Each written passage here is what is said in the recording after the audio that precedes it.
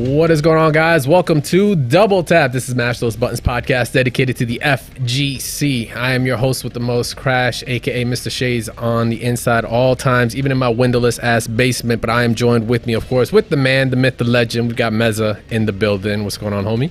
Yo. We are missing Static G today. He's on the road.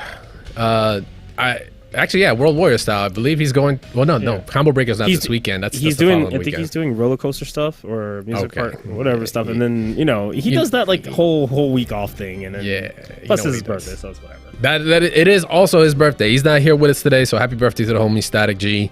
He's been on the ground with us for so many years now doing the show, and still loving fighting games and everything about it. Even when he's salty, even during the Street Fighter 6 beta. Sorry for those matches, homie. But that doesn't mean we can't get a show on tonight, guys. So this is Double Tap. This is the podcast dedicated to everything and anything in the fighting game community. This is episode 322, recorded on May 22nd, 2023. Bro, we had a week, man. Remember last week's show? By the end of it, we were like, oh, it's pretty light right now. I feel like we're gonna, we might get a little bit of this, a little bit of that. Last week, so many announcements for so many games. Did it feel like as soon as we cut off the stream, they're just like, just announce as much stuff as possible. Just go for it. I'm convinced they're not ready. I'm convinced somebody watches the show and then flips the switch when we're done, and so it's like, now do that shit. I want to see the look on their faces. This has been happening since the beginning, though, because remember, for a whole month we were doing we were getting tons of information that one Wednesday. When we're done. The Thursday everything releases. It's like, okay, well, all right, let's move it to this date. Now we'll catch everything. Nope, psych. It is what it is, though, but we will adjust, we will adapt. That's just the way of a fighting game warrior. But we are not going to be alone this week. We do have a guest. Like I said, we did have some major announcements last week, and kind of long time coming, because we've actually wanted this guest on a while ago. And finally, the kind of schedule is lined up, and actually just the opportunity came up. So our next guest is a very accomplished personality, a TO, an incredible commentator, family man, all that. When he's not, spending his time kicking it with the boys for the monthly The Grid sessions or anything like that, you can catch him. You can catch him, doing his tournaments and everything like that. We would love to welcome an OG, triple OG, in the sense that now it's 2023. Please bring a warm welcome to the one and only Darth Arma. Listening to all that, and I was like, wow, what a career that's been laid out. I was definitely surprised by you mentioning The Grid. Come on, man. Which is very exciting. Listen, we like to vet our guests. We like to bring some things up to them, but you are a true midway man. Not only the realists know The Grid, man. Can you believe there's a whole generation of kids that just will never have never experienced that, don't know what it was to play at The Grid in the arcade? Yeah, I feel like even knowing people now, because I'm pretty much like the unofficial recruiter to The Grid. So again, I'm letting you guys know right now, if either of you want to come out to Jersey, I'm in. Dude, it's incredible. But I'm like the unofficial recruiter, and when I try to tell people, they're like, yeah, I remember The Grid. I played it once or twice, or they'll just have no idea what it is, and I'm like, you gotta come. You'll get hooked. If anyone likes any kind of shooters, especially third-person shooters, or even a lot of elements of The Grid remind me of Halo 2. Mm-hmm. But it's such a fun game, and there's really no other way to play it because it's almost impossible to correctly emulate it. And even if you can emulate it right, you have to find someone else who can also emulate it right, and then it's just not the same without the trackball. With the trackball and all the actual interface you need. Yeah. It's insane, but sorry to rant on about The Grid. I don't know if that's where this conversation's going. I was excited. He's recruiting, guys. Remember, he'll plug in the monthly session at the end of the show when he heads out. Don't worry. Do it, man. Jersey. Anybody out there who wants to come play The Grid, it's amazing. And our host is just an awesome dude who is untouchable in The Grid. That's a straight up challenge to anybody out there who thinks they used to be nice. No way you're touching this dude. And he's a very nice guy and very welcoming, very humble, and it's just so fun to just get more and more people to play the game. So challenge accepted. Best believe I will be there. Best believe I will be there. I'll bring the beers. I'll come to lose. That's right. That's fine too. That's fine too. You want to come and watch, take pictures, bro, it's awesome. He's also got more arcade games there. He's got last time he had a Marvel 2 cabinet there, and he has a pinball machine. It's super fun. great. That's definitely your jam.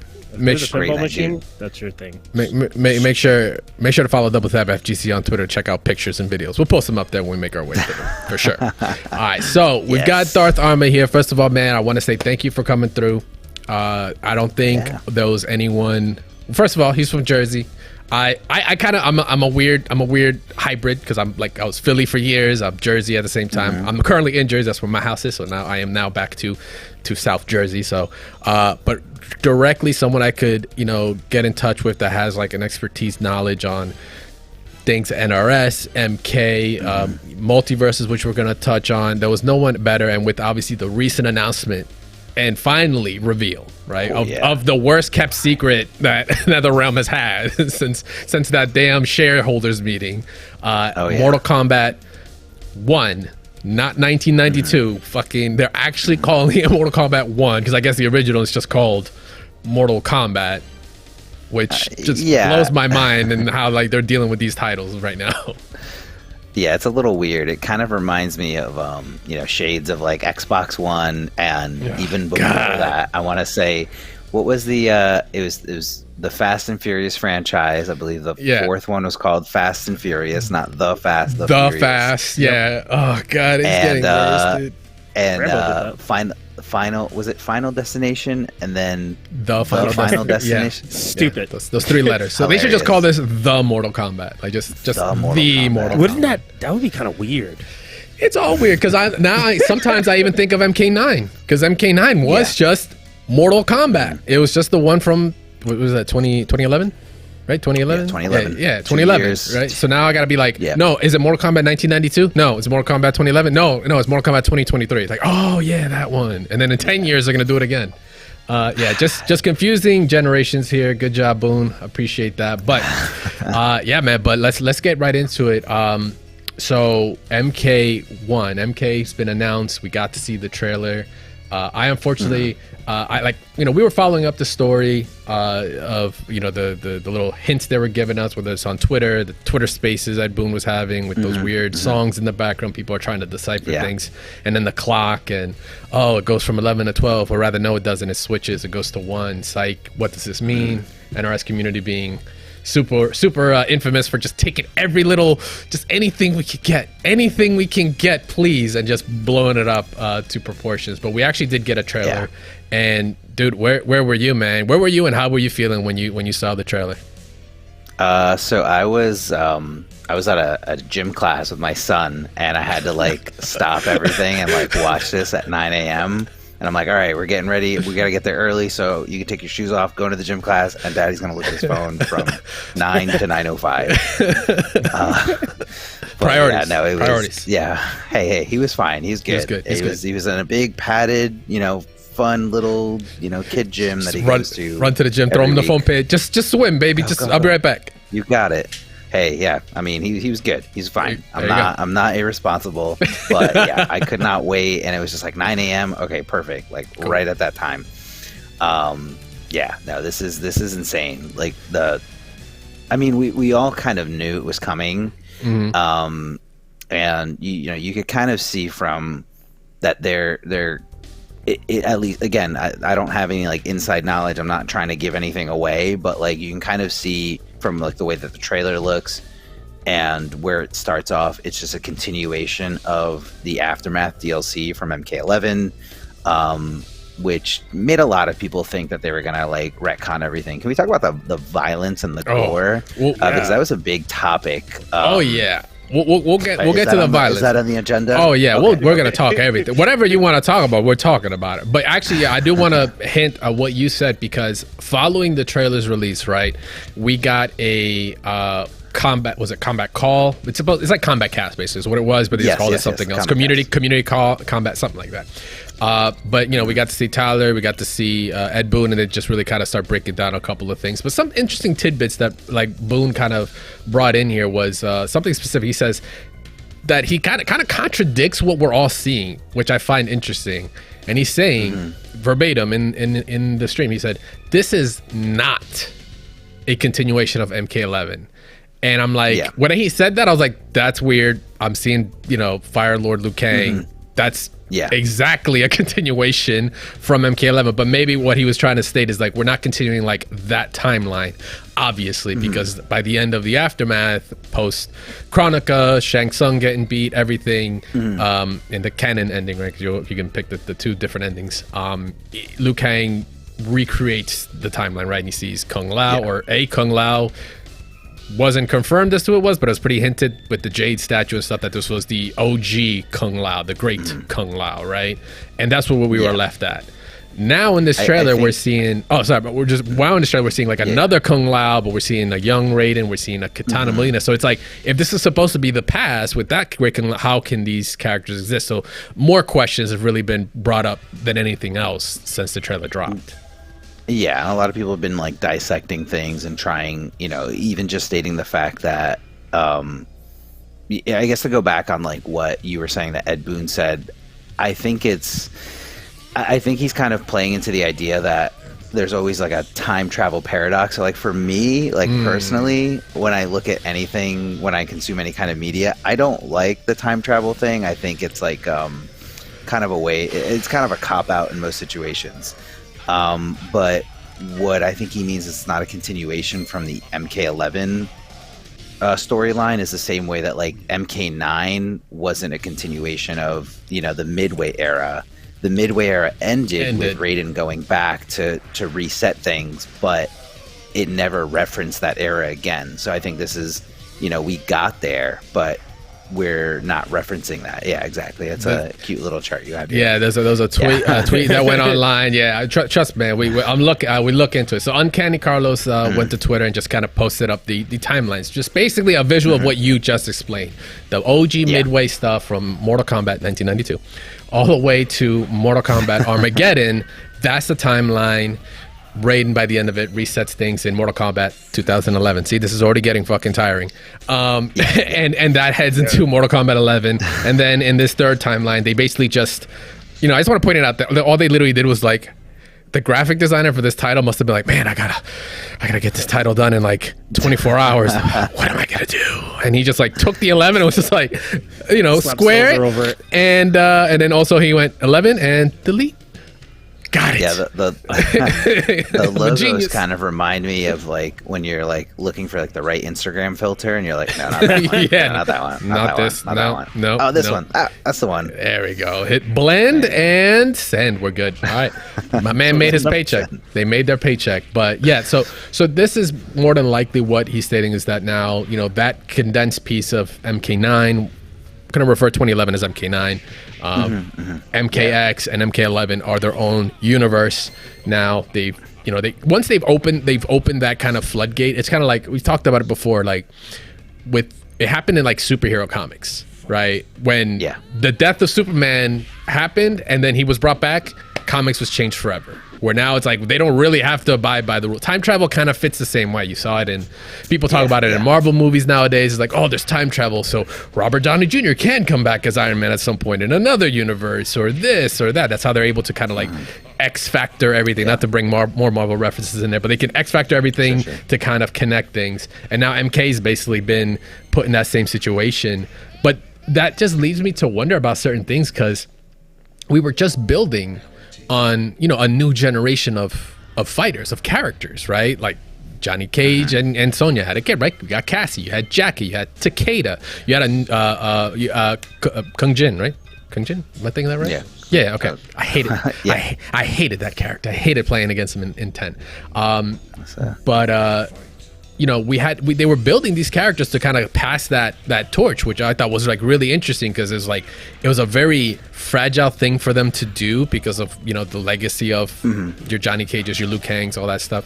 And I was like, okay, cool. And they brought him to MK11. It was a little more centric with like Cassie, right? In the beginning of the story with spoilers. I don't want to spoil stories if you haven't played MK11, but go play it. It's centric around her and certain things that happen. I know it's been out for years, but I'm like, hey, you never know. Somebody's going to pick up MK11 now because MK1's been announced. So that's true. It is what it is.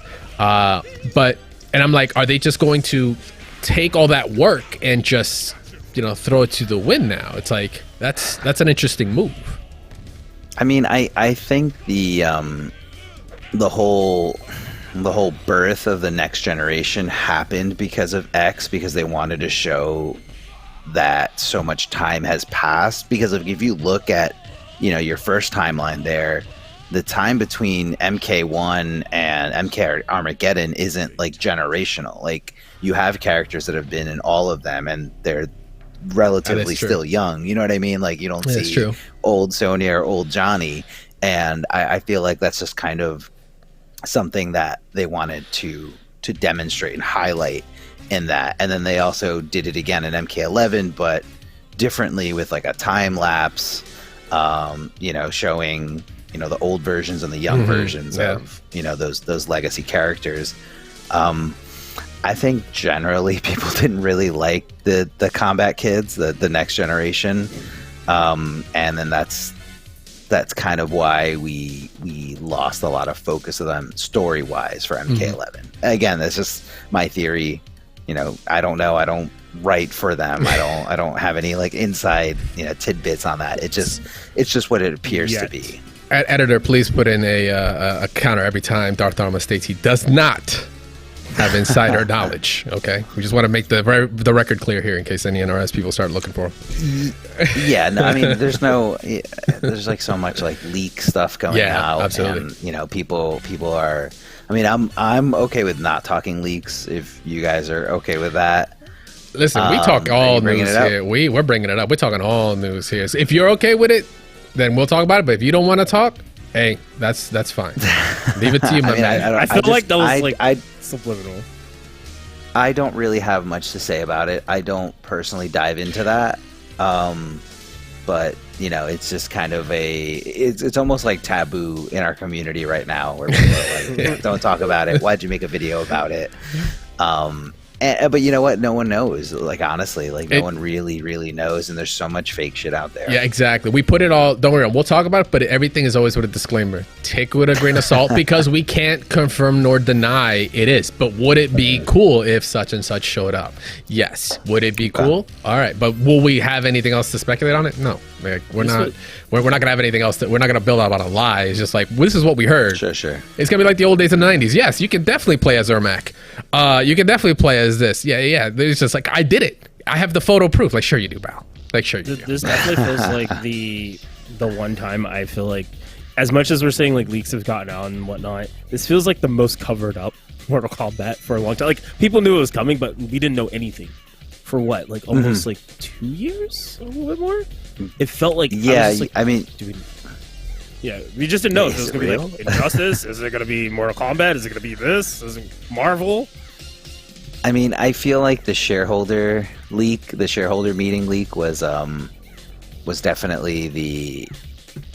I think that was when everyone figured out, like, okay, this is real. Like, people were still holding out hope, and they're like, oh no, Ed Boon is like trolling, and he made him like leak it. I'm like, first of all, exactly. He's playing 5D chess, man. No, that guy talking is like, in terms of like, the WB like hierarchy, that guy's like way above Ed. Like, it's not happening. They're like, Ed told him. Yeah, Ed told that guy up there on top of the challenge tower, the master one, what to do. He was right before the Kintaro and the endurance rounds. Right, that's where that guy was. That's it. And I'm like, I mean, I think that guy might have made a mistake. I mean, in terms of like, he shouldn't have let that out, or maybe he just knew it in passing. But it was it's pretty official. When you have equity in a publicly traded company, talking about this is a very serious thing. No, I mean, it is a serious thing. I have an accounting background, so I take financial stuff very serious.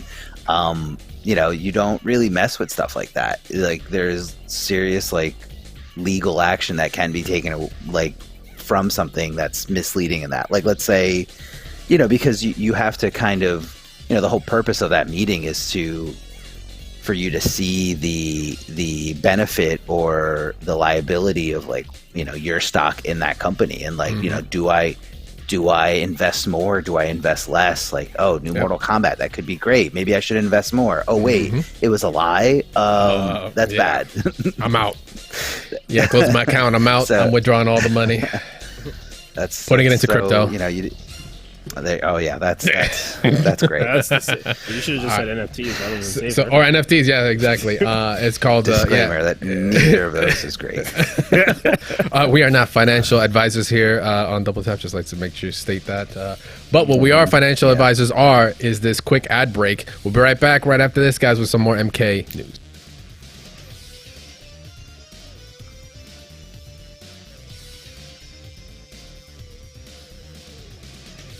All right, we're back from break. Real quick, just took a quick breather. We had to get through the finances of the show. Had to talk to Arma in the background just to see how doable the show was. The news is it's not looking too hot, but it's all good. We're still going to continue on. So we talked about the trailer, just to get a brief look at it, the timelines and such, and then once the trailer actually dropped, we did get the homepage went live, right? Which then kind of gave us a whole slew of information that they just didn't talk about on the cast. They just, they said a couple of small things, but really if you kind of go right here, if you take the homepage for what it is, like, yeah, it's got some little interesting tidbits here, right? They're really pushing Liu Kang as kind of the poster boy this time around, more than Sub-Zero and Scorpion have traditionally been, right? Over the past couple of years. Talking about the campaign and such. Oh, watch the latest trailer and cameo fighters, right? Which that little line alone was already going to send a lot of people into a frenzy, which we'll get into that too. But the biggest part of it that you want to go to is like this little spot right up here, the FAQ, because this, my friends, is where all the info you really want to look into right now. So, kind of just breaking down like frequently asked questions. If you didn't learn anything today, now you know what FAQ means. Who's publishing MK1? Who's porting, right? Developing MK1 for like different things. Like Q-Lock is developing the PC version, right? They've done MKX. They have done MK11, I believe, as well. I bring this up for my PC folks because historically, MK games have been kind of hit or miss. A little bit more on the batting average they got when it comes to PC initial ports. Like initial ports, they tend to have a little rough, but they do tend to, kind of level out over time. All platforms is going to be on Xbox Series S, X, PlayStation 5, whatever flavor, PC, and Switch. Funny enough, which that was when you saw that, like, did you did an eyebrow come up for you too? Were you kind of like, huh? Yeah, interesting. Like that's the only thing that came to mind for me. I was like, word. They did 11 on the Switch too. I don't know if there's any blood in that, but. It's all sweat. Blood. There's no blood. It's sweat, man. God. It's like the Super Nintendo one. It's all gray. Oh, it's just sweat. No. There's definitely blood. I own the copy on the Switch for MK11. Okay. Just because I was just very curious as to what the end product was going to look like, and and I thought at the very least it would be a very fun portable training room on the go, which it did serve that purpose up to a point. It definitely wasn't perfect, and anytime you saw the game definitely got overloaded on the Switch at MK11, but it was very neat to have it in the palm of your hand. So I'll stay on the Switch version. Definitely not as good as the home consoles and as a PC. The PC port for MK11 was actually amazing, and I think that's mostly because PS4 was at that point 7-8 year old hardware. About 6, I think. So even just the animations of the crushing blows and the fatal blows, the fatalities all looked like so much better on the PC, and even just the game running itself.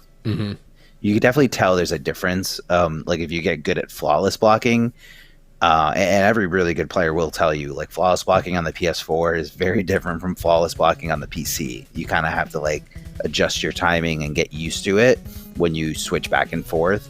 But it's not so bad that a good player can't sit down and be like, okay, I gotta speed it up or slow it down just a little bit.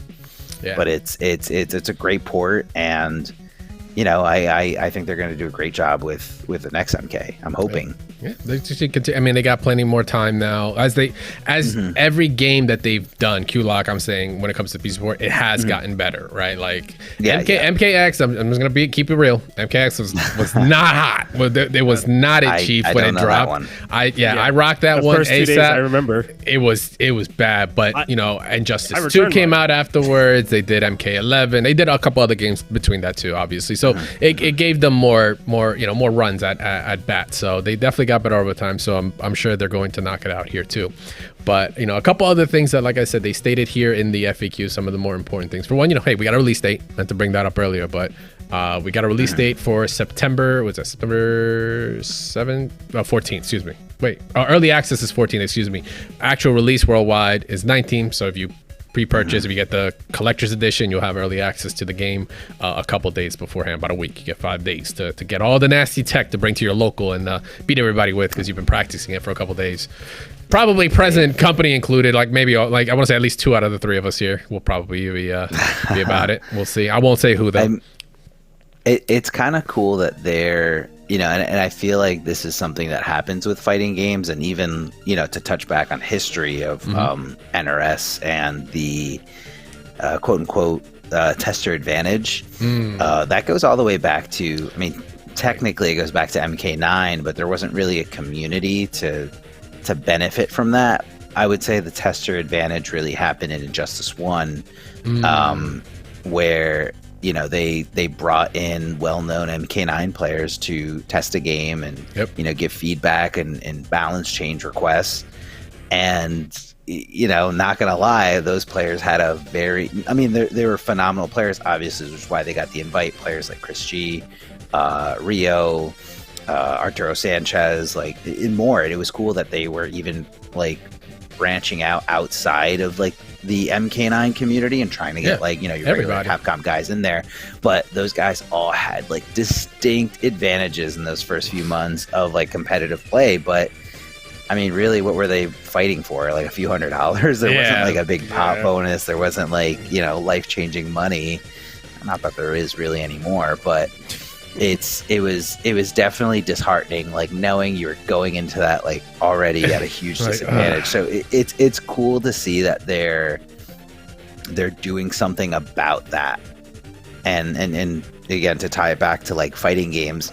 I mean, we all know somebody who is going to try to get the new fighting game as early as possible. This guy's gonna get charge me $20 more to get it before street day. Yeah, fell off the truck. Or certain fell off the truck, or certain places will have it. I mean, we've all heard those stories, and sometimes those pan out to be true, and people actually get their copies way in advance. Not that the game's the same right when it comes out, but getting a feel for something, I think, for most players really gives you that edge. I feel like a lot of players play based on feel, and you can't really play at your best until you're comfortable. Absolutely. So it's super cool to see that MK1 is going to have some kind of I know you saying it. I'm I'm cringing every time. I felt like he didn't want to say it. Yeah, he said MK1. It's man, it's funny. The funniest joke I've heard about it was it's MK1 again, so it's MK1 2 12 1 2. Oh yeah, I saw that tweet. Even I think Ed Boon even was just sure, yeah, that works. That's exactly what we were planning. But no, for real, that's been a hot topic. I mean, even in other games right now, right? Street Fighter 6 is the latest example of it, right? Beta, closed beta, now cracked. Tournaments are already out there. Players already getting accused. Capcom hotlines hey, that guy did that combo way too optimized. So him, as soon as I lose that first round in grand finals, I'll be right there, him right there. Yep. I'm a snitch so quick. They're kind of like you said, they're evening the playing field a bit. I mean, it's going to be with your wallet, but hey, this is a business at the end of the day. You are buying a product, so can't really fault them for that. You can always just wait the 5 days. Learn it in 5 days. No one's putting a gun to your head. So with that, we do have a beta as well. I did want to state that we do have a beta. It's going to be TBD on the date. It is going to be in August though. We just don't know when. So, clearly they're going to stress test everything, stress test servers, online play, which will also be rollback. Online rollback for MK. I feel like that was needed for a long time. Yeah. I think it's been. I mean, the rollback, right? The rollback movement has just now kind of taken everything. So now that's like, will it have rollback? Because it's just a specific question they have, which is the last question they decided to put on here. Is like, will MK1 have rollback? Netco's like, yes, it will have it. Which to a degree, I believe it even had like an implementation, a version of it previously, but I don't think it's like the one that or the version that people are seeing a little more like popular to right now in the current games. Yeah, I mean, so the first time that MK, or I guess NRS, implemented like a rollback system that they took from GGPO was I believe a few months into the release of MKX, and it was like this, you had to sign up to like test it out. But I believe ever since then, like, so for Injustice 2 and MK11, they implemented that, and the netcode for those games are phenomenal. I as long as you're not playing on online.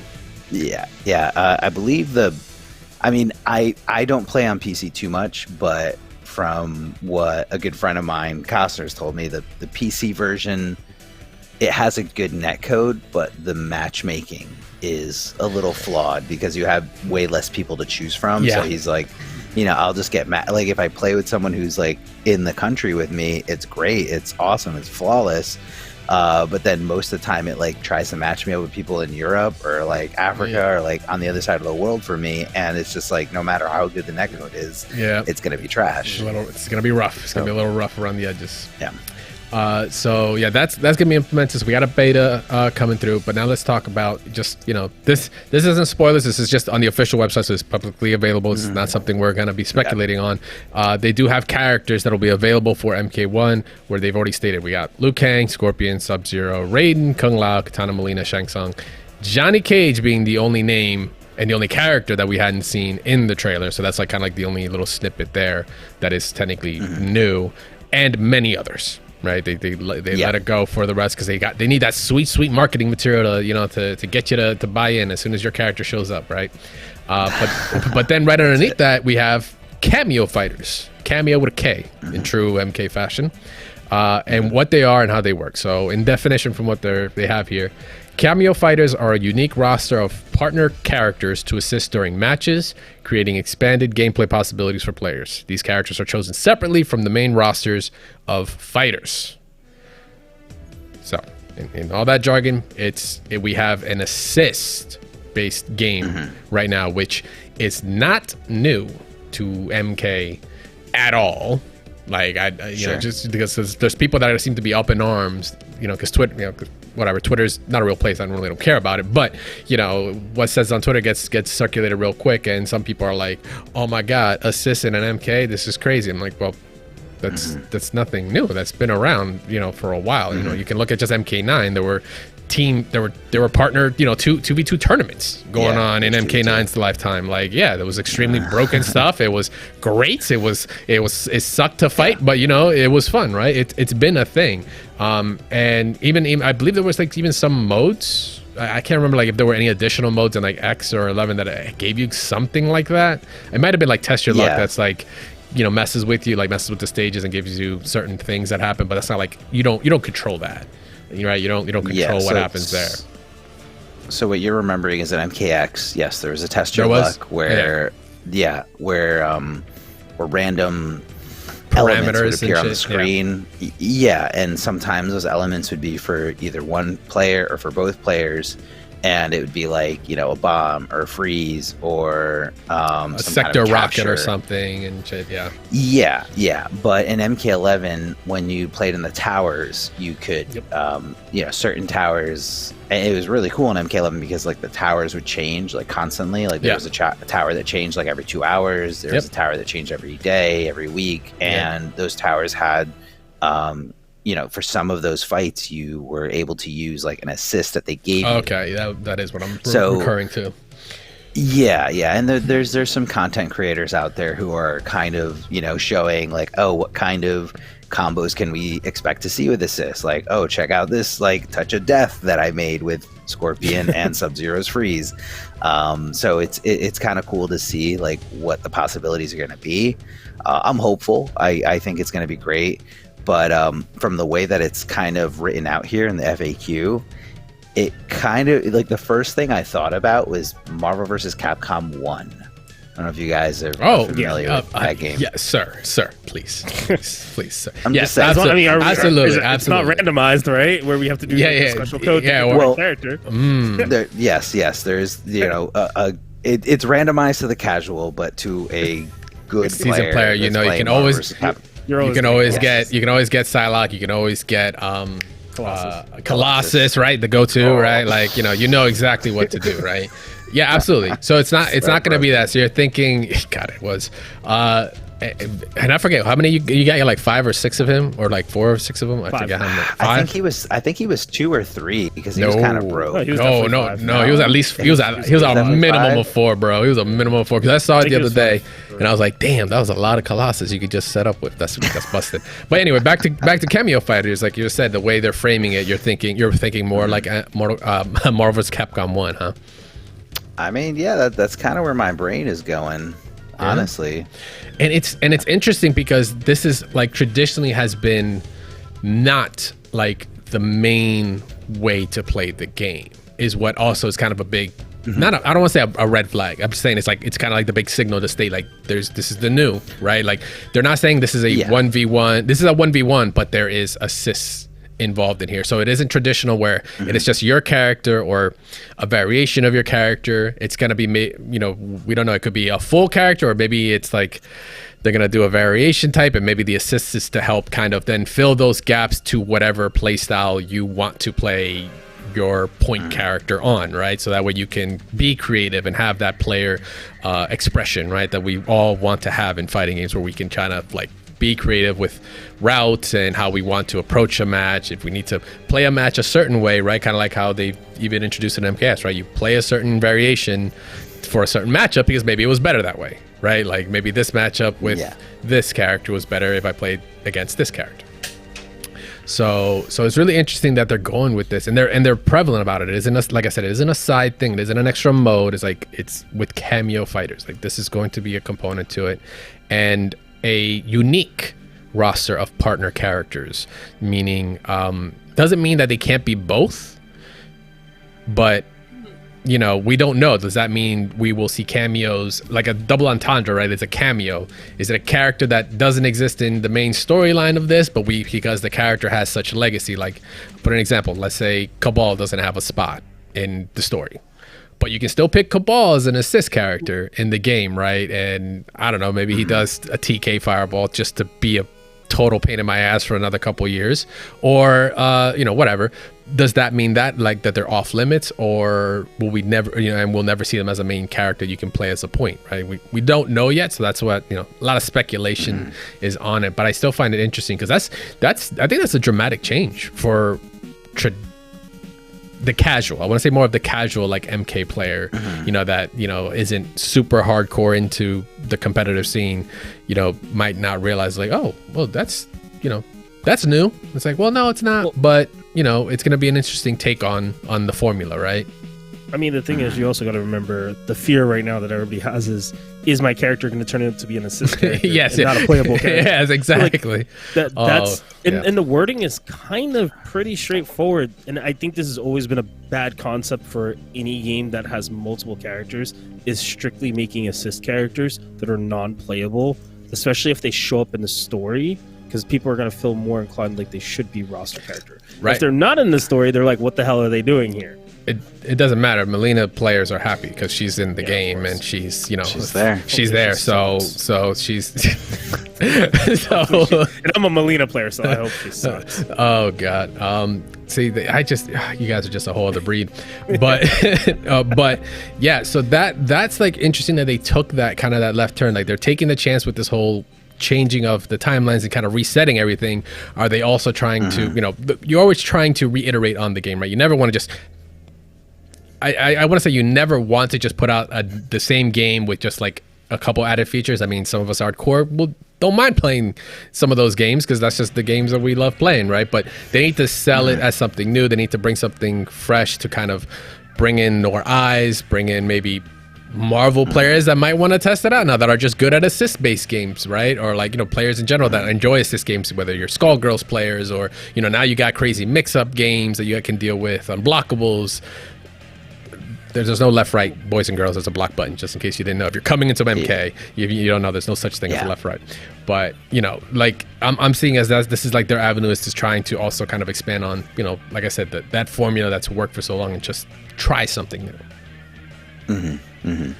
I mean, if you look at NRS's track record, or even like all the way back to like the Midway days, they never like just adding on to a product. Like, I think UMK3 was just something that was super necessary, but Ed Boon definitely didn't want to do that. I think he felt really bad about having to, you know, basically essentially fix MK3, you know, not just by adding the ninjas, but like, you know, fixing fundamental like core things that were wrong with the game and ultimately making the game overall better. But, you know, there's always something new that they bring to the table. Even going to like MK9 and just doing away with like all 3D era stuff, going back 2D style, you know, no run mechanic, just kind of like dash blocking. And then MKX, we get the run mechanic back, very like mix up heavy, high octane gameplay. And then MK11, we get the time regeneration of your meter, essentially. So like you don't build meter anymore, you wait for meter to come back, and it's more like they're on cooldown. Kind of reminded me of like playing like a League of Legends type game where you know your super good moves take a little bit longer to come back versus, you know, your not so great moves. So I'm not surprised that they went with something completely out of the ordinary, or completely unexpected.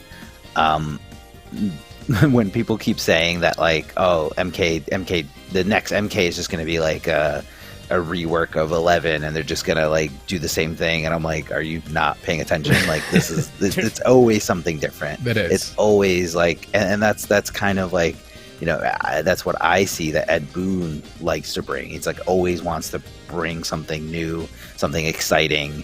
And, you know, if you look at when MK was, you know, around MK1, MK2, back in the 90s, it was competing with Street Fighter. And, you know, to a casual player, they're like, what is Street Fighter doing? Like, how many times do they have to release Street Fighter 2 by just adding like one or two characters, you know, over and over again? And I want to say there's like an interview from the 90s where Ed Boon said, I will never just add on to a game and like rebrand it and like say that it's a new game. Like, it needs to be its own game, like going from version to version. So that's the NRS special, always giving us something new. At least that's how I see it. No, I mean, no, it's very true. Even from looking at the sequels, right? And even from Injustice 1 to Injustice 2, right? Pretty drastic leap in even the returning characters that came through, right? There was tweaks. They don't want to kind of hit. It was the same formula, but they definitely tweaked it to the point that they were trying new stuff, right? The gear system, all that stuff. They were bringing a lot to the table for I like that, actually. It reminds me of Injustice a lot. Yeah, I mean, like the gear system, I feel like was so untapped in Injustice 2, and it's almost like it wasn't ready. Like they wanted to implement it the same way that they implemented the custom variations in MK11. Yeah, and you know, there is this, like, again, if anyone played Injustice 2 like competitively or ever watched it, like if you actually play the game, like every character has like a whole new set of moves that are technically not for competitive play. They weren't balanced out for competitive play. Some of them were just like straight up busted. They were so busted. Some of that shit was so busted. Bane was so online. Bane was like the ultimate raid boss, and heaven forbid that cat was also on Wi-Fi. I was like, yo, I'm done. I'll be here next match. I just leave. Good lord. But for sure, yeah, like so I am in a situation where I'm both surprised and like super stoked to see a fresh take. The other thing I actually wanted to say, like, you know, little details from the trailer though. Did you notice like how much they were kind of implementing a little bit more of the MK movie into designs of the characters here, right? Like, yeah, I don't know if that caught your eye off the rip. So what do you mean by the MK movie? You're talking about the most recent movie? The most recent MK movie. Yeah, this is so bad. Like, oh God, okay, which one? Yes. So yeah, the recent one, the one with the completely original character, the protagonist. What's his name? Like Jake. Right? Oh, you're talking about that one? What's his name? I can't remember. We don't care about him. He might. Yo, you know what? He might show up here. Guess what? You might want to change your tune, buddy. I don't. Because he might show up here. Because two things. Good actor, guess what? Bad character. Guess what, guys? Sorry, I'm gonna bust your bubble real quick. It's about to get real. Go for it. One. Go for it. Actually, it's gonna be like 4 things. One, Shang Tsung in this trailer. One, looks a lot like the Shang Tsung from the movie. Two, it's been shown that his soul sucking ability, right? The way he takes your soul that he did to Kung Lao is quite literally shot the exact same way from the movie, and he's even eating it like he does in the movie. Two, Liu Kang's outfit is similar to the Liu Kang from the movie as well. Like he's got like a white top and he's got the red belt, you know, on the side and all that. But the other part is there's going to be a new one. You know, we already know there's a new MK movie in production, or, you know, that's happening. Guess this if you think for a second this game is not going to be a way to also help market and sell tickets to get into that movie, they are going to put somebody from that movie in here. Goro's dead, but Goro's been dead before. First of all, Goro's been dead before. He's not coming back now. Goro's been dead before. He's died, come back, and died again. The worst character of all time in Mortal Kombat. He's no. It's not. Wait, who's the worst character in MK? Jake. Oh, you're talking about from that. Okay, yeah, that was pretty disrespectful. That was hot garbage. The dude from San Francisco, yeah, that was pretty bad. I don't even know if it was San Francisco. I just assumed it was. But yeah, I'm telling you, man, they're gonna tie it in here. We might see Jake. We might see Jake in here. And would it be some karma type shit if Jake was also busted and he was like the best character? So now you always see Jake? No. We just ban him. Banned. Too busted. Too busted. We're gonna hit him with that. Busted, banned. Like Quan Chi flying demon levels of busted. Like is that what we're looking at? So is he really banned, or is he banned like Oni was banned? On the stream chat, just like constantly, like Oni's banned. Oni's banned. We do both. I don't think that's.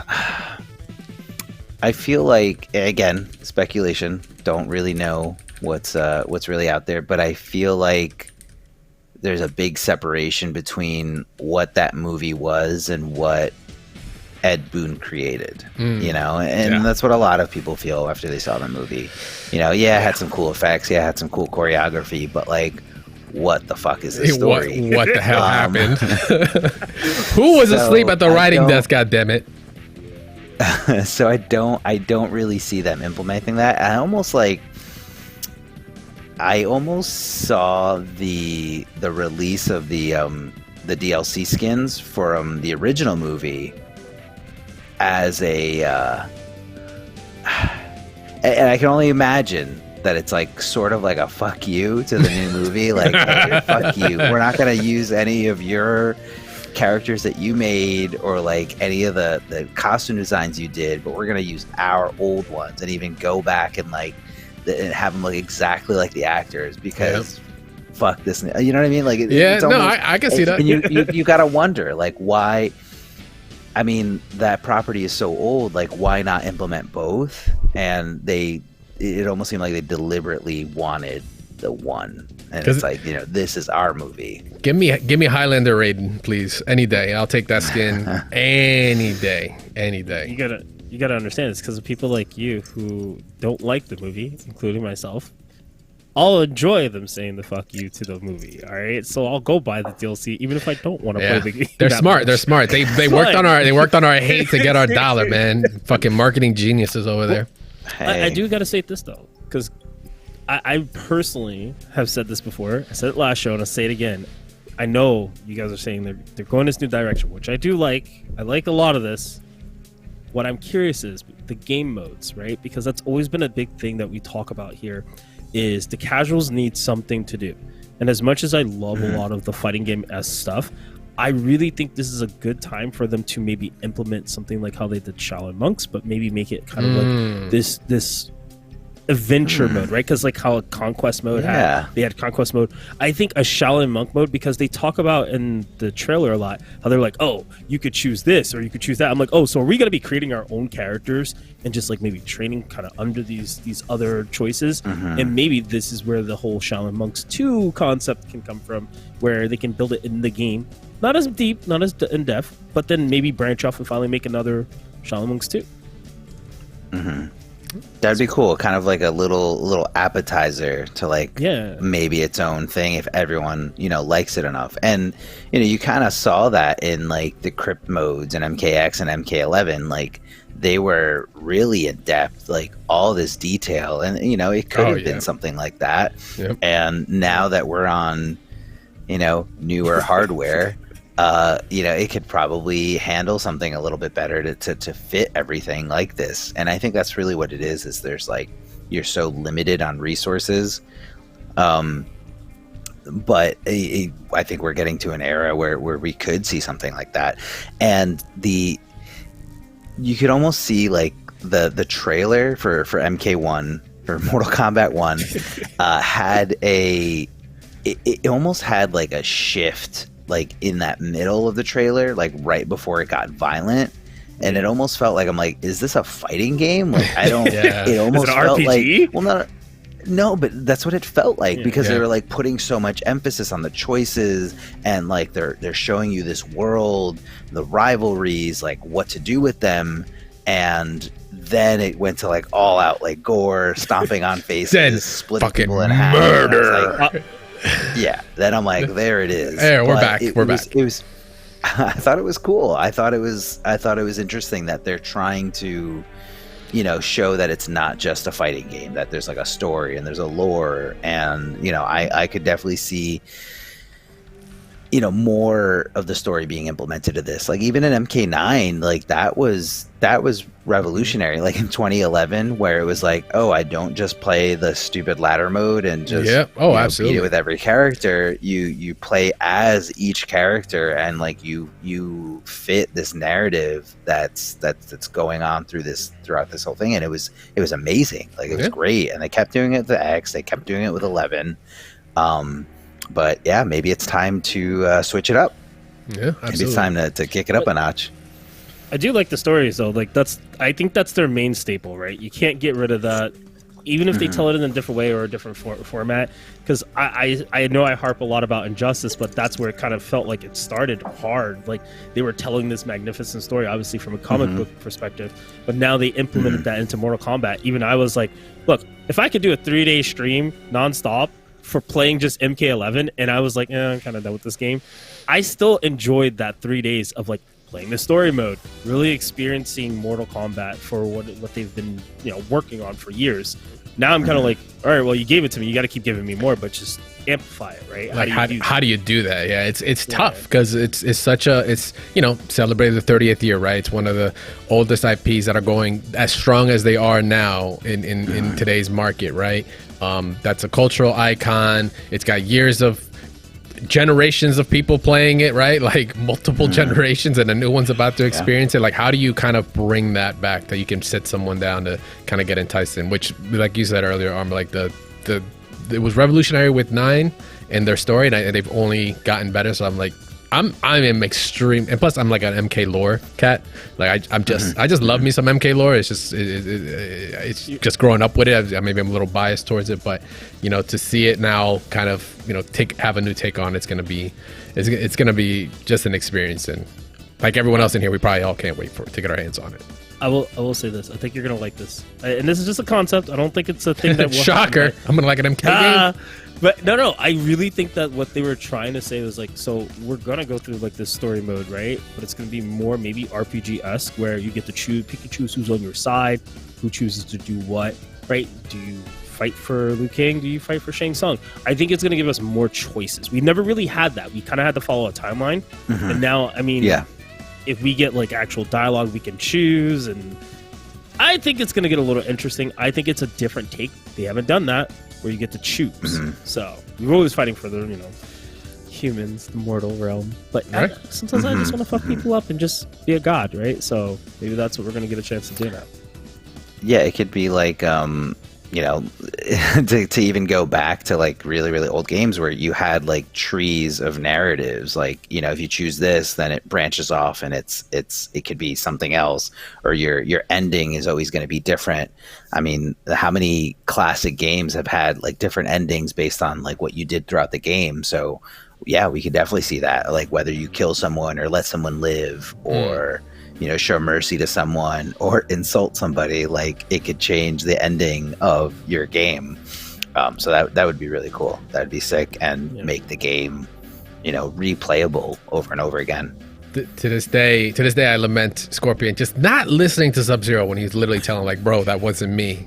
And he comes back with the skull, like he like spilled the milk, and he's like, he's dead. And I'm like, bro, you could have changed so much. You were so close. You're running timelines. Yeah. Well, that was the fate. But yeah. So guys, real quick, we're actually gonna take off to another quick break before we let Arma go off to his night. But we gotta grill his brain a little bit on some Multiversus stuff real quick, and of course his events. So stay tuned, guys. We'll be right back.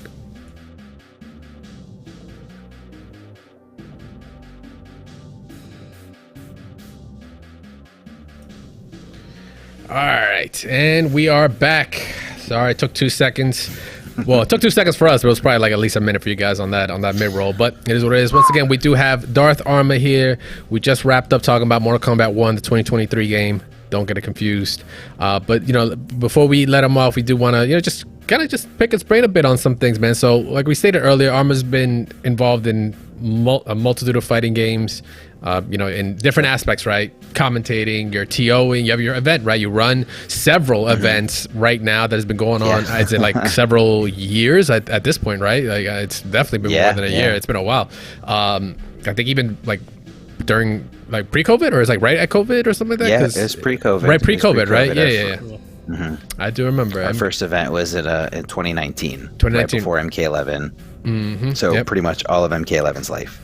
There you go. So you know, we got MKNJ, we got MVSNJ. If you guys are gonna pick up the pattern here, SFNJ, right? I think recently announced you're gonna be dealing with Street Fighter 6, of course. That's right. Is that so? It's the big three. Am I missing any other ones? That's pretty much it. That's them. That's the three. And you rock this out of Helix, right? Up north. Yeah, Helix Esports in North Bergen, super accessible. Gonna plug in my tournament right now. Hell yeah! So we got Street Fighter 6 coming out in June. So we're gonna have on June 10th. We're gonna have a tournament there for Street Fighter 6. Same day, we're also gonna be running MK11 to give it its final and proper send off. So it's gonna be really fun, whether you're a Mortal Kombat fan or Street Fighter fan out there, whether you're playing the old one, giving it a good send off, or excited to play the new one. Come join us. It's a lot of fun. Spectators are free parking, very accessible from New York City. It's literally on the other side of the Hudson River, and it's just a great venue. Street Fighter 6 we're going to be running on PC. We've got plenty of setups, plenty of room, so it's going to be a great time for anyone who's looking to, you know, make new friends, join a community, and just play. We're also going to have a trophy for first place MK11, trophy for first place Street Fighter 6, and medals for the top 3 placers. So come out. It's going to be fun, and it's going to be awesome. Very welcoming community, awesome venue, awesome staff, and I would love to see you guys there. Absolutely. I've definitely been in the streams a multitude of times, sometimes lurking, sometimes saying what's up. You know, this guy runs a tight ship, but it's all great matches. It's great, you know, moments that happen there. Commentators, you know, variety of people coming in and out. You know, it's a local. Hey, need you on the mic, man. Need you to talk some stuff. You know this player? All right, cool. Let's go. Give me a tag. Let's go. Let's do this. Got to run the type shift. We gotta make sure everybody's good. I don't want to be here till 2 a.m. Some of us got jobs on Monday, or maybe got to work the next day. You know, the struggle. It's tough. Definitely tough out there. It's all love though. But yeah. So of all the games, man, it's the one thing I wanted to also bring up to you. So you have been. And it's funny, so for even in my job, so I actually do like broadcast and production. It's my day job. I've been doing that for years now, and you know, they talk about different aspects, different games they want to maybe get involved or invest time in production. And I remember I was being asked once, when it came to Multiversus, like, hey, do you think if we ran something, you know, people would show up? And I go like, offline Multiverse. I'm like, I could not for the life of me think of any other event other than yours where that is a thing. Because it being a game that was just born online, it was just, you know, free to play, different model from your traditional fighting games, a whole different, you know, a completely different IP of what, you know, most people are used to. Yes, you got a couple of superheroes sprinkled here and there, but, you know, you got your Bugs, you got your LeBron, you got Taz, you got freaking Rick and Morty. Like, I can keep going, all right? And it's all over the freaking place. So, you know, you're catering to so many people, both young and old. And I could not think of any online or any offline tournaments outside of yours, man. So, like, I know it's an interesting space that you're in right now due to, you know, your support of the game for since the game's been out, and you know, that whole situation where it's been taken offline, where the online doesn't exist, but, you know, you can still play it if you had it in your library, right? I don't think right now you can even download the game at this moment. Nope. And it won't be seeing a return in 2024. Like, how's that been, like, with dealing with that community in the offline sense, and you know, what are your plans, you know, for 2024 when it does come back? So, you know, it was definitely devastating. You could kind of just see the morale shift, like in the group chat, and you know, all the players who were excited to, you know, compete and play and try to make the community grow. And that's really the only time that a community really grows. It is up to the players, and it's up to you as a TO to recognize that, to not feel like, you know, you're above them or that you're the only one putting in work, because you're not. Like, the local players, the people playing in the community are the ones who really build it. And, you know, when I first heard the announcement and first heard, like, okay, you can still play, you know, I was still a little hopeful that people would want to keep playing. People would want to keep coming out and supporting. And it just kind of, like, slowly was like, no, I'm good. The game actually comes out in 2024. Which is, you know, a little disheartening because, you know, we had like 22 players show up before the game, you know, before the developers announced they were taking it off. And, you know, we just kind of want to, like, I felt like we were, like, on the cusp of building something really great. And, you know, and it's probably due to so many things that, like, we don't even see, so many things done behind the scenes. But I do have faith in them as a developer to come back better than ever and have, like, a good pivot plan, because that's what it kind of seemed like to me. It seemed like, you know, something wasn't panning out right, or, you know, a producer, somebody who had stake in this, like, wasn't liking, you know, the results. They're like, we have to come back, we have to pivot, we have to make this better. I do have faith in that whole team. Like, they're great players, like, great people that work for them.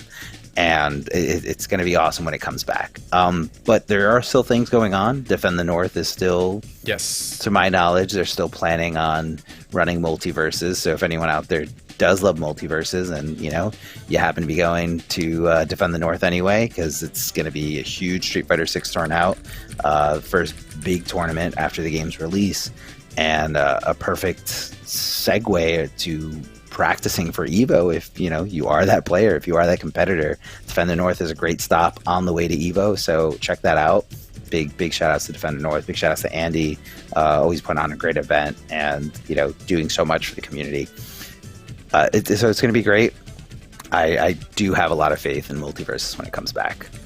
Okay, so we'll still see support. I mean, I myself was rocking the game pretty damn hard, man. Dude, like, great game, very fun. I think at my peak I was like, you know, because you were only using SR. This was like before even ranked was a thing. So I was going off of SR. I was definitely one of those nerds. I was like, oh, let me see where my number's at, because I'm trying to justify my fucking time I'm putting into this by looking at a damn number that's getting smaller and smaller. I think I was at like 600 or something when it came to the Harleys in the world. I was like, I'll take that. I'll take that. Then I stopped and that shit plummeted. I was like, yeah, I'm done. I'm good for now. Because it was crazy. I mean, 150,000 at its peak on Steam, man. Like it was fucking bonkers.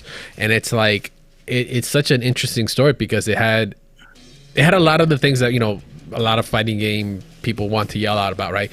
Go to this model, try this. If you only do it this way, I guarantee you the players will be there, the support will be there. But that didn't just pan out the way it did. But that's not just because of, like, say, one aspect. There's a variable of things that they've been identified, right? They were doing a lot of hot fixing, a lot of tweaking, you know, even something, I don't want to say as basic, but, you know, something as fundamental as, like, hitboxes, how they were built. They changed how those were registered, like, months in, right? Like several patches in, actually, before we got something that was consistent, where some buttons were just way more broken or very deceiving looking than when they actually were.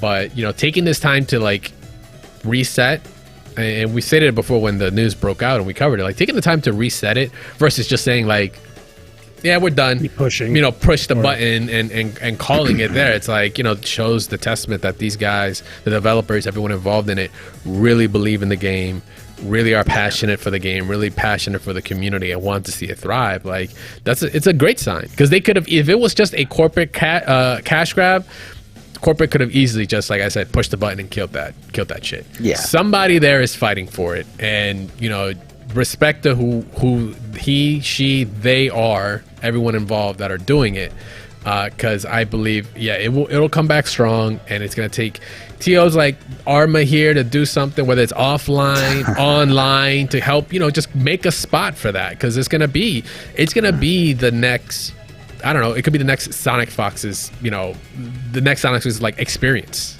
that player is going to then come and grow in and actually, you know, be involved with and become a great player. But you get, it has to start with people that are believing in the scenes and actually putting in the work that a lot of people just don't see, you know, 99% of the time, right? So, you know, I just want to say this whole speech just goes into Arma. Thank you, Arma, and your team and the homies that are making this happen, for real. We do appreciate you. Yeah, no. It's tough, but it's you know, it's a labor of love. You know, we love doing it. We love seeing the communities grow, and that's kind of why we want to, you know, dive into Street Fighter, just to kind of spread that love. For and sure. You know, just I feel like it's one of those things that, like, the more people do it, the more people come. You know, the more people show up, the more people turn out. Yeah, because there's more to look forward to. There's more to train for. You know, if you just have, like, one tournament, you know, every now and then, people are like, you know, do I really care? But if you have several, it's like, I want to do good at this one, I want to do that one, I want to do good at this one. And it's just a kind of, it's just a way to spread the love for fighting games, which is already a tough thing to push. It's a very, very tough thing to push.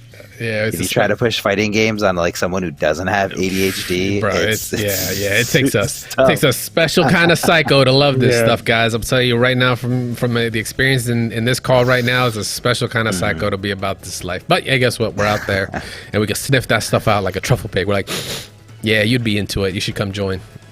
Just like that. But we're just a good kind of stupid, that's all. Yeah, there you go. Yeah, good kind of stupid. Yeah, there's mad love. There's stupid love right there. All right, so with that though, we will be wrapping it up. We'll be letting Arma go. Arma, this is your time to tell people what you're getting into, man. Let us know where we can find you, what you stream. I mean, you still got MK, like you said, you still got events coming up. Plug them in one more time. Let them know your socials. Let them know where the stream is at. The floor is yours. Talk to the people. Awesome. So you can follow me on Twitter, DarthArma. That's kind of where I tweet out all the tournaments that I'll be organizing and putting together. June 10th, we have MK11 and Street Fighter 6 happening. The start GGs are for Street Fighter, start.gg/SFNJ, and for Mortal Kombat 11, it's start.gg/MKNJ18. That is the 18th. Yeah, it's the 18th tournament we've run for Mortal Kombat 11.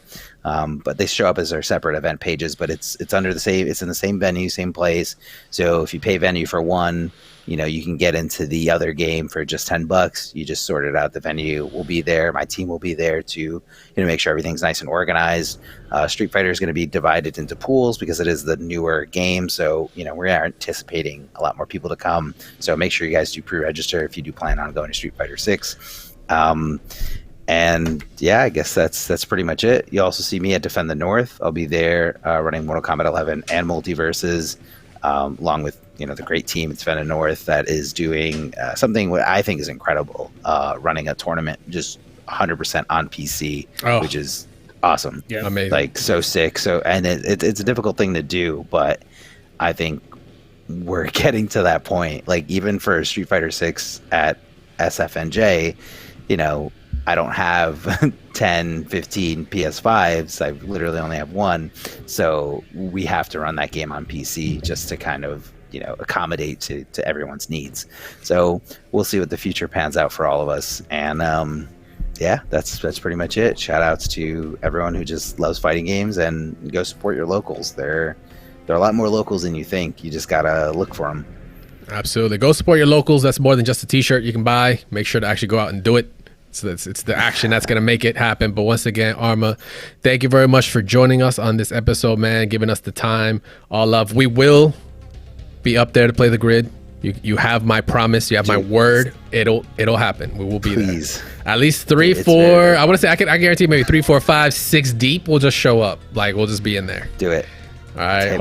Hit me up. Tell me. It's a lot of fun. And if you didn't check out the VOD of the grid, again, we were talking about the grid. If you want to see like an old game, it's on my Twitch, twitch.tv/DarthArma. VODs are highlighted. You can see what the grid is. Like, this game is madness. It's just like a 6-player arena shooter.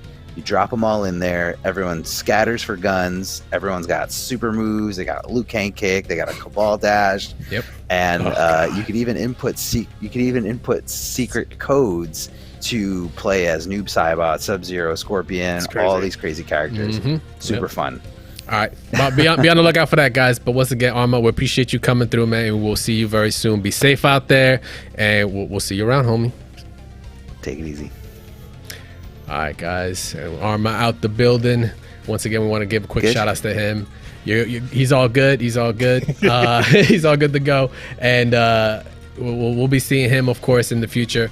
But shout outs to him. Before we do end up and wrap up this episode, we do have a couple things to bring up. Like, we had a week of a lot of information, man. Like, MK was just the brunt of it. We got the Guilty Gear Asuka, right? We got the Asuka trailer that dropped. This motherfucker is harder than calculus to understand right now. So we are actually going to be covering him, of course, next week on the next episode. So be on the lookout for that, because it's going to be close. I think by next week's show, I think he'll be released later in the week. So it'll be our last look as to anything else they release on him before he does come out. We do have, of course, Dragon Ball Fighters. Actually, this is one to bring up right now. There is a rollback patch that will be coming out tomorrow. So this is recorded on 22nd. It was actually released on Twitter.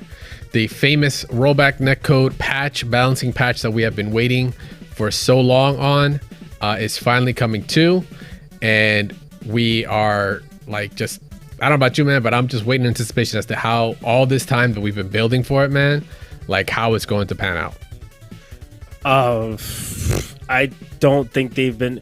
Look, here's the thing. You have other games that have been doing worse. So I think people are kind of a mixed bag. I think it just depends on what they balance and how well the rollback works. I mean, we saw Guilty Gear do fairly okay with the crossplay, right? I said fairly well, meaning like not many games have done like crossplay mid-season. And like they're like, oh, this works. Like the only game I've seen do really good with rollback and also crossplay was Power Rangers. Like ultimately, yeah, that is true. The best with crossplay. So Dragon Ball having no crossplay, and then also now they're focusing on rollback finally, and it's not even like fully implemented. It's a test. It's a beta test. Yeah. That's kind of even worse. It's only going to be on Steam. Yes, it's only on Steam. So my console homies, you're going to have to just hold that right now until we actually get some further information. But this is, all the details on it are in the BNE Esports, Bandai Namco Esports official Twitter, posting up about it. But once again, it will be happening on the 23rd. So be on the lookout. We'll be obviously seeing how it all ends out. And we'll give a thorough review on it by next week's show. We do have, like I said, a couple other things. We did have the Street Fighter 6 beta that happened this weekend. We have plenty of things to talk about on it.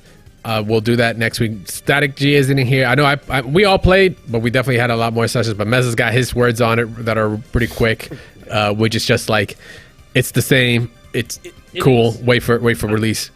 Everyone's like, let me play your Chun-Li. I'm like, yeah, see me offline. It's the same thing. It's the same thing, right? Not really that much different. I mean, but we'll talk some more in depth on it next week, because as we get closer, we're now 2 weeks away from Street Fighter 6. we'll have plenty to talk about because there were a couple more tournaments that went through. Now we've been on with some more information.